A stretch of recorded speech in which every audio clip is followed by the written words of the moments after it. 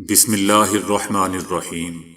السلام علیکم دوستو، دنیا بھر کی خبروں میں آج آپ سنیں گے، لیکن اس سے پہلے اگر ہو سکے تو لائک اور سبسکرائب کا بٹن ضرور دبا لیں۔ شکریہ۔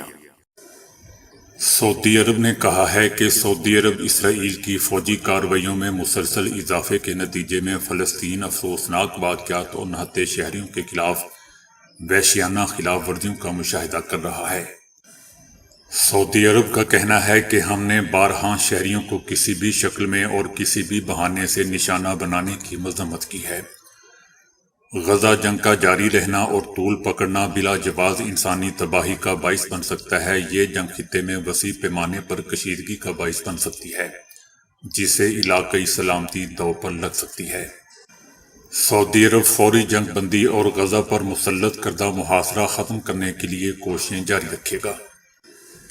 غزہ کی پٹی پر اسرائیل کی جنگ اسرائیل کی صریحاً جارحیت ہے، جسے اسرائیل کو دفاع کے حق کا جواز نہیں بنایا جا سکتا۔ اسرائیل حماس کو تباہ کرنے کے اپنے مقصد کو کیسے حاصل کر سکتا ہے جبکہ اسرائیل کی یہ جنگ نہتے فلسطینیوں کے خلاف ہے؟ سعودی عرب فلسطینیوں کی بے دخلی کی کسی صورت اجازت نہیں دے گا۔ اگر ایسا کیا گیا تو یہ جنگی جرم ہوگا۔ جبکہ دوستوں، مقبوضہ فلسطین کے علاقے غزہ میں الشفا ہاسپٹل کے اسرائیلی محاصرے کے باعث طبی سہولیات نہ ہونے سے انتہائی نگہداشت کے وارڈ میں تمام مریض شہید ہو گئے۔ اسرائیل نے الشفا ہاسپٹل کا گھیراؤ جاری رکھا ہوا ہے۔ سینکڑوں محصور افراد اور طبی سہولیات نہ ہونے سے مریضوں کی جانیں خطرے میں ہیں۔ وزارت صحت نے یہ اعلان ایسے وقت میں کیا ہے جب اسرائیل نے غزہ میں ایک دن میں ایندھن کے 2 ٹرکوں کے داخلے کی اجازت دینے کی امریکی درخواست پر رضامندی ظاہر کی ہے۔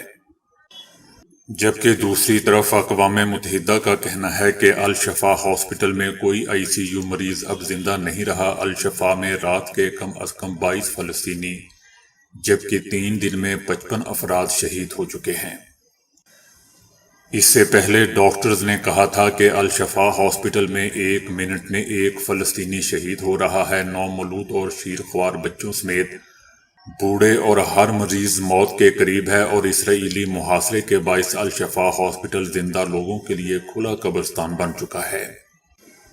الشفا ہاسپٹل کے ڈاکٹرز کا کہنا ہے کہ دنیا کی آنکھوں کے سامنے بے گناہ لوگوں اور بچوں کو مرنے کے لیے چھوڑنا جنگی جرائم سے کم نہیں ہے۔ اسرائیل نے نوزائیدہ بچوں کے پرواہ نہ کرتے ہوئے الشفا ہاسپٹل کا گھیراؤ کر رکھا ہے۔ دوستو، یاد رہے کہ الشفا ہاسپٹل میں 7,000 افراد محصور ہیں، جن میں مریض، طبی عملہ اور پناہ لینے والے فلسطینی شامل ہیں۔ محصور فلسطینیوں کے پاس نہ پانی ہے، نہ بجلی اور نہ ہی دیگر ضروریات زندگی میسر ہے۔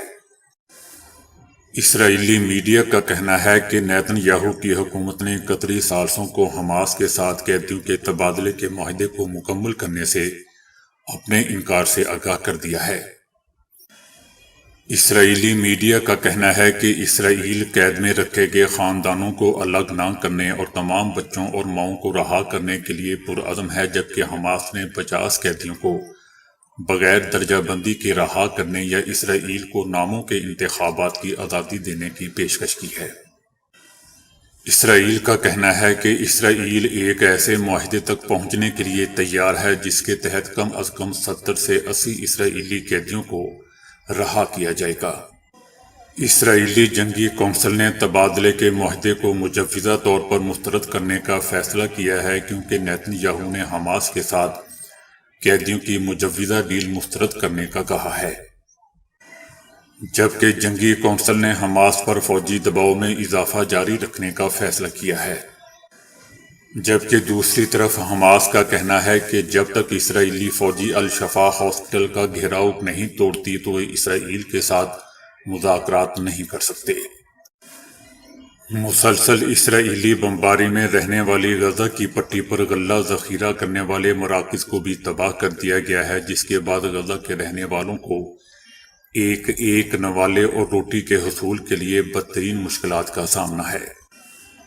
خان یونس میں غلہ ذخیرہ کرنے والے گودام کو اسرائیل کی طرف سے تباہ کر دینے کے بعد غزہ بیکری ایسوسی ایشن کے سربراہ کا کہنا ہے کہ اگر ہلال احمر کو اسرائیلی حکام کی طرف سے غزہ میں داخل ہونے کی اجازت نہیں ملتی تو ہمیں کام کو روکنا پڑے گا۔ غزہ کے خان یونس کے علاقے میں بدھ کے روز 3,000 ٹن گندم سے بھرے ہوئے غلہ مرکز کو بمباری سے تباہ کر دیا گیا تھا، تاہم مغربی ذرائع ابلاغ کا کہنا ہے کہ وہ بھی اس بات کی تصدیق کرنے سے قاصر ہیں کہ بمباری سے تباہ شدہ غلہ مرکز میں موجود غلے کا کیا بنا ہے، جبکہ اقوام متحدہ کا کہنا ہے کہ ایک دن پہلے آٹا مل اسلام کو بھی اسرائیل نے بمباری کر کے تباہ کر دیا تھا تاکہ فلسطینی شہریوں کو خوراک ملنا بھی بند ہو جائے۔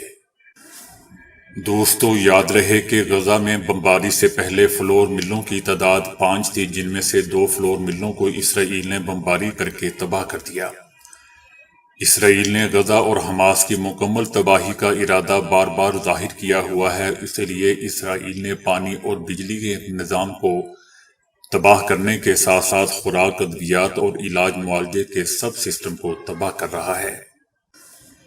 غزہ میں بھوک کا اندیشہ ہے اور دستیاب آٹے کے تھیلوں کی $200 فی بوری قیمت کی وصولی کی جا رہی ہے، جو پاکستانی روپے میں 57,000 روپے تقریباً بنتی ہے۔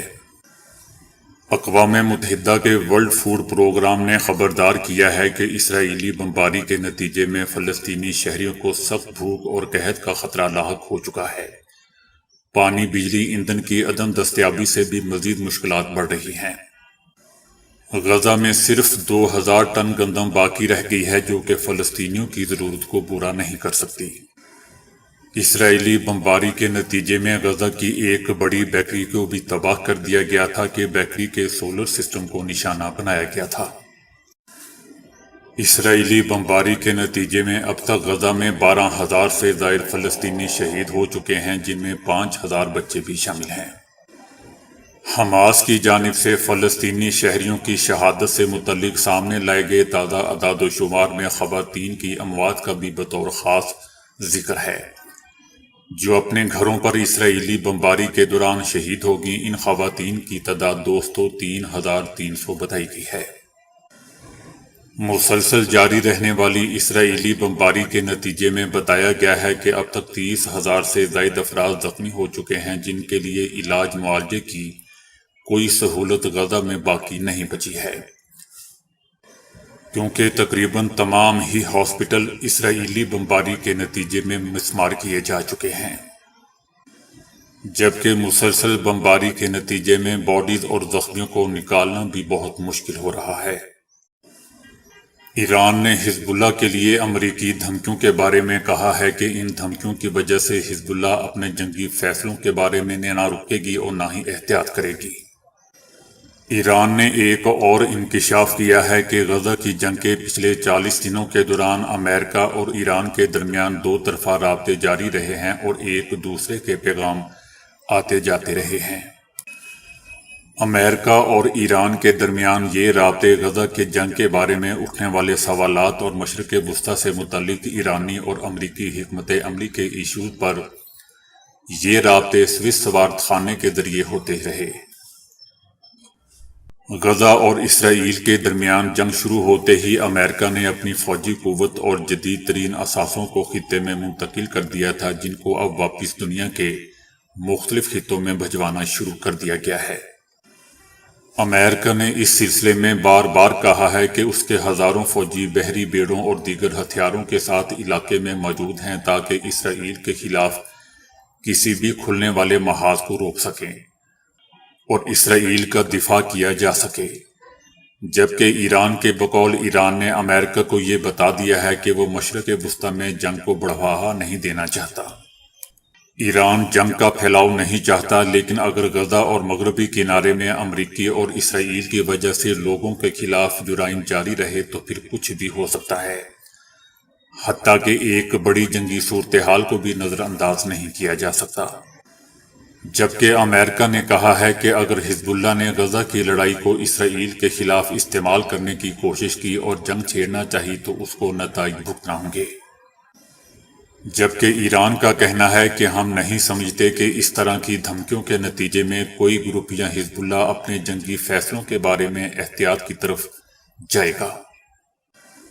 دوستو یاد رہے کہ حزب اللہ کے سیکرٹری جنرل حسن نصر اللہ نے دھمکی دی تھی کہ ان کا گروپ لبنانی ساحلوں کے قریب آئے ہوئے امریکی اہداف کو نشانہ بنانے جا رہا ہے۔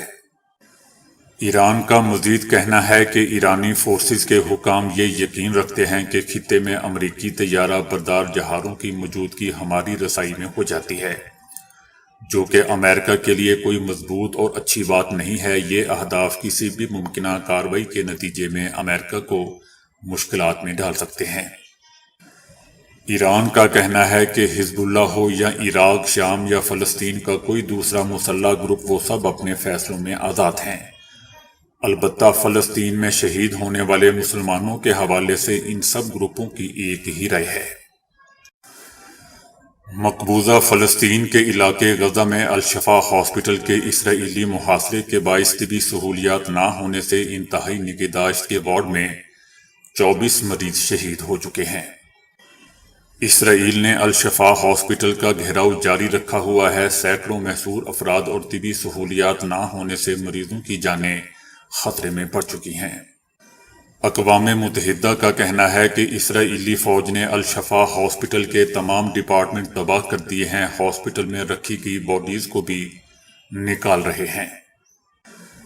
الشفا ہاسپٹل کے ڈائریکٹر کے مطابق الشفا ہاسپٹل میں کوئی آئی سی یو مریض اب زندہ نہیں رہا۔ الشفا میں رات کے کم از کم 24 فلسطینی جبکہ 3 دن میں 55 افراد شہید ہو چکے ہیں۔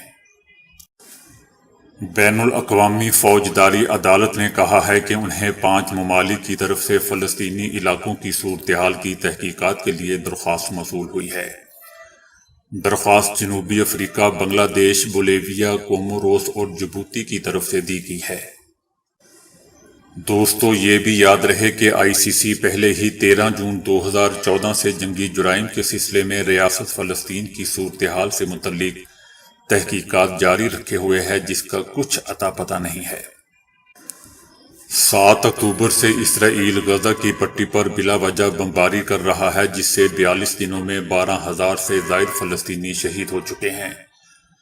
لاکھوں افراد بے گھر ہو چکے ہیں۔ بمباری سے سکول، ہاسپٹل اور پناہ گزین کیمپ کو بھی نقصان پہنچایا گیا ہے۔ شہید ہونے والوں میں طبی عملے کے 200 ڈاکٹر، نرسز اور پیرا میڈیکل بھی شامل ہیں۔ اسرائیلی جارحیت میں سول ڈیفنس کے 22 اہلکار اور 51 صحافی بھی شہید ہو چکے ہیں۔ حکام کے مطابق لاپتہ افراد کی تعداد 3,750 سے زیادہ ہو چکی ہے، جن میں 1,800 بچے شامل ہیں جو ابھی تک ملبے تلے دبے ہوئے ہیں۔ امریکی صدر جو بائیڈن کی انتظامیہ نے اس بات کی تصدیق کی ہے کہ اس کے پاس امریکہ میں رہنے والے غیر ملکی شہریوں کے ویزے منسوخ کرنے کا اختیار ہے، اور حماس جیسے تخریب کار گروہوں کے خلاف سخت اقدامات کرنے کے لیے امریکی حکومت پر ریپبلکن دباؤ تھا، جس کی حمایت کرتے ہیں۔ محکمہ خارجہ کے پاس امیگریشن اینڈ نیشنلٹی ایکٹ کے تحت ویزا منسوخ کرنے کا وسیع اختیار بھی ہے۔ ہم اپنے اختیار کا استعمال اس وقت کرتے ہیں جب ایسی معلومات یا شواہد موجود ہوں جو یہ بتاتے ہوں کہ ویزا ہولڈر امریکہ کے ویزے کے لیے نااہل ہو سکتا ہے، جبکہ محکمہ خارجہ کا دعویٰ ہے کہ اس کے پاس حماس کے حامیوں کے ویزے منسوخ کرنے اور انہیں ملک بدر کرنے کا اختیار ہے، اور اب انہیں ایسا ہی کرنا ہوگا۔ محکمے کے پاس اسی حالت میں ویزا منسوخ کرنے کا وسیع اختیار آ جاتا ہے جب اسے اشارہ ملے کہ درخواست دہندہ امریکی قومی سلامتی کے لیے خطرہ بن چکا ہے۔ دوستو یاد رہے کہ گزشتہ 1 مہینے میں 19 قانون سازوں نے انتظامیہ کو خط لکھ کر خصوصی طور پر درخواست کی ہے کہ حماس کی حمایت کرنے والے مظاہروں میں حصہ لینے والے طلباء کے ویزے منسوخ کیے جائیں۔ حماس کے القسام بریگیڈ نے اعلان کیا ہے کہ یرغمالیوں قیدیوں کو ہاسپٹل میں نہیں رکھا جا رہا، بلکہ ان میں سے کچھ کو ان کی حالت کی سنگینی کے پیش نظر علاج کے لیے نگہداشت کے مرکز میں منتقل کر دیا گیا ہے۔ نیتن یاہو اور اس کی فوج کے ہسپتالوں میں قیدیوں کی موجودگی کے بارے میں جھوٹ کے جواب میں ہم بتاتے ہیں کہ ہم نے ان میں سے کسی کو علاج کے لیے نگہداشت کے مراکز میں منتقل کیا ہے۔ القسام بریگیڈز نے مزید کہا کہ ان کو آئی سی یو میں لایا گیا اور صحت یابی کے بعد دوبارہ حراستی مقام منتقل کر دیا گیا۔ جبکہ حراست کے مقام کے اطراف میں مسلسل بمباری کی وجہ سے ایک یرغمالی کی خوف و ہراس کی وجہ سے موت بھی ہو گئی۔ دوستو، غزہ کی پٹی کے شہریوں کے مصائب کو دور کرنے کے لیے فوری جنگ بندی کے کوئی آثار نظر نہیں آ رہے۔ غزہ کی 23 لاکھ آبادی بے گھر ہو چکی ہے۔ ملائیشیا کے سابق وزیر اعظم مہاتیر بن محمد نے کہا ہے کہ غزہ پر اسرائیل کا فوجی حملہ ایک غیر متناسب رد عمل ہے اور اس تنازع کو حماس کے ساتھ مذاکرات اور دو ریاستی حل کے ذریعے ہی حل کیا جا سکتا ہے۔ دوستو، ڈاکٹر مہاتیر محمد 1981 سے 2003 اور 2018 سے 2020 تک بطور وزیر اعظم رہے۔ وہ ملائیشیا کی تاریخ میں سب سے طویل عرصے تک وزیر اعظم رہے۔ مہاتیر محمد لمبے عرصے سے فلسطینی قومی حقوق کے حامی رہے ہیں۔ ان کا کہنا ہے کہ یہ پچھلے دور سے بھی بدترین ہے، کیونکہ یہ جنگ نہیں ہے، یہ محض ایک انسانیت سوز ظلم ہے۔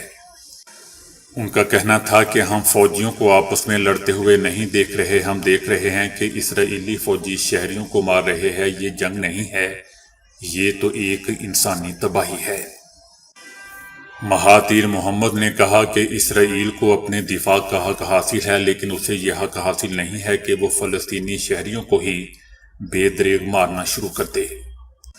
ان کا کہنا تھا کہ اسرائیل کے لیے مغربی حمایت میں کمی آنا شروع ہو گئی ہے۔ غزہ میں شہریوں کی اموات میں مسلسل اضافہ ہو رہا ہے، جس سے فوری جنگ بندی، انسانی امداد کی راہداریوں کے قیام اور طویل عرصے سے مذاکرات کے لیے بڑھتے ہوئے مطالبات سامنے آ رہے ہیں۔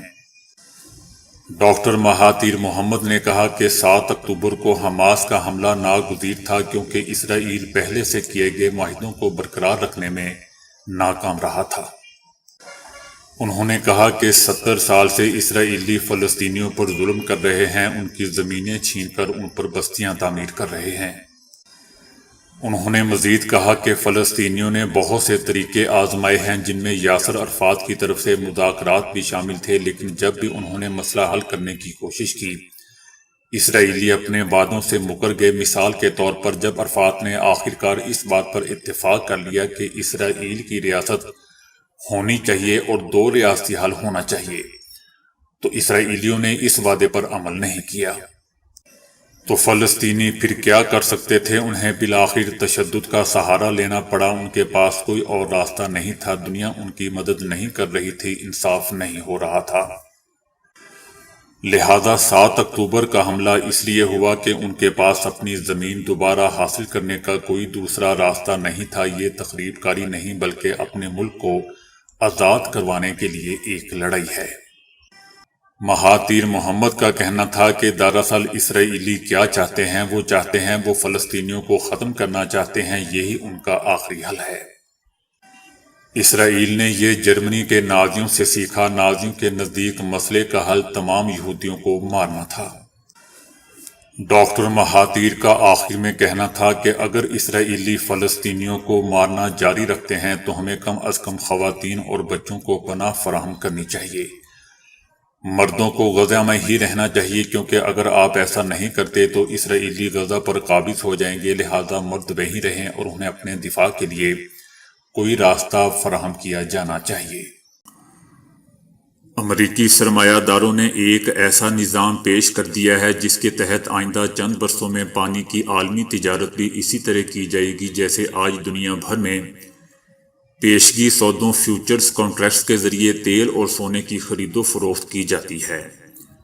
اس ضمن میں امریکی مالیاتی کمپنی CME گروپ نے ایک معاہدہ بھی ترتیب دے دیا ہے جس کا تعلق کیلیفورنیا میں آبی فراہمی واٹر سپلائی کی مقامی مارکیٹ سے ہے، جس کا موجودہ تجارتی حجم $110 کروڑ تقریباً 175 ارب پاکستانی روپے بتایا جاتا ہے۔ دوستو، یاد رہے کہ کیلیفورنیا کا شمار ماحولیاتی تبدیلی سے شدید ترین متاثرہ امریکی ریاستوں میں ہوتا ہے، جہاں گزشتہ چند برسوں کے دوران اوسط درجہ حرارت میں نمایاں اضافے اور جنگلات میں آتش زدگی کی شدت بڑھنے کے علاوہ پانی کی قلت میں بھی غیر معمولی اضافہ ہوا ہے، جس نے لگ بھگ پورے کیلیفورنیا کو ایک غیر اعلانیہ صحرا میں تبدیل کر دیا ہے۔ یہی وہ صورتحال ہے جسے مد نظر رکھتے ہوئے CME گروپ نے بڑے پیمانے پر پانی کی خرید و فروخت کے ایسے معاہدوں یا فیوچر کانٹریکٹس پر کام شروع کر دیا ہے۔